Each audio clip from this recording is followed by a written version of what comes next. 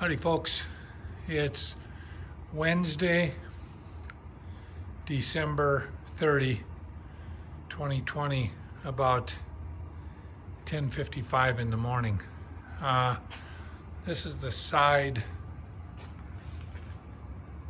of one of the cabinets that'll go on the left-hand side. Remember, I have that base that I just showed you. This will be the top. What's laying on the bottom will bump up against that side of this cabinet. This will be against the fireplace. There's the doors. There's the doors. One thing that we did is we just put some trim boards around here to sort of give the appearance of a little bit of dimension that sort of mirrors the doors on this. This is the bottom. One of our flaws is we didn't get the stain done on the down there and down there, but nobody will see it because it is the bottom. I probably worked a day building these flat surfaces. This will be a countertop for those two cabinets, and this will be a countertop for the right side that'll have that 3-cabinet bank. Now, some of the differences that you'll notice is, you see, this is much less grained than this. This, as it turns out, is hard maple. This is soft or sugar maple, and this is actually cut with some kind of method that gives it a little bit more texture and graining to it. Here's a better example of that soft maple.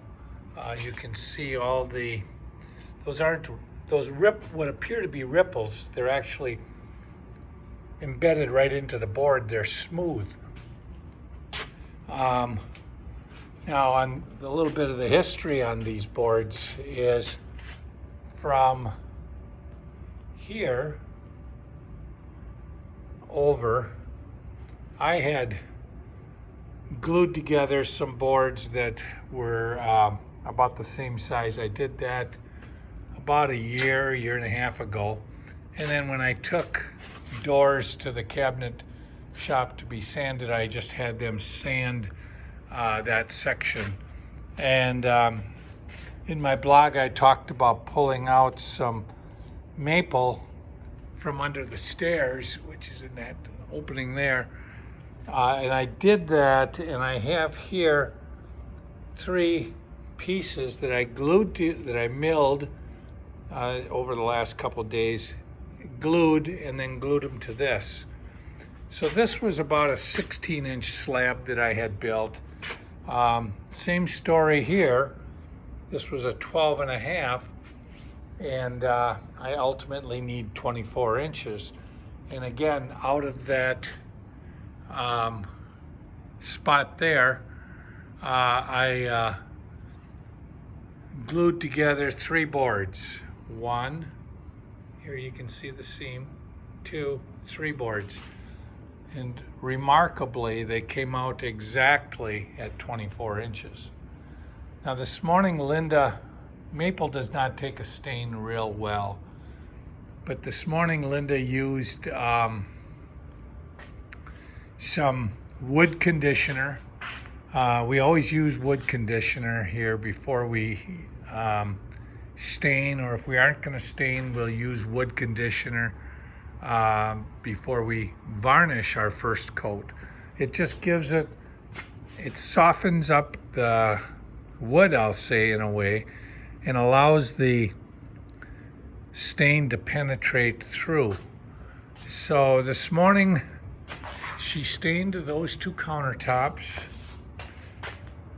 She varnished this, and she varnished this set of doors. We'll flip this on its side and we'll get those doors. We want them to be flat when we varnish them. But up until now, what she's been using is spray varnish. She just, well, it started out that I asked her to because I had two of these that were been sitting on the shelf for a while, and I wanted to get rid of them. And then she liked it so much, when she went to Menards yesterday, she bought some of that Minwax polyurethane. But oh, I'd say it turned out real good.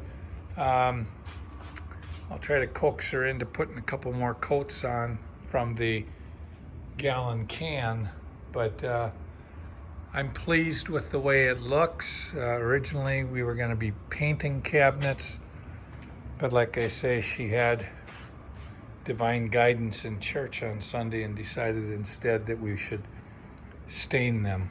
So thanks for following our progress.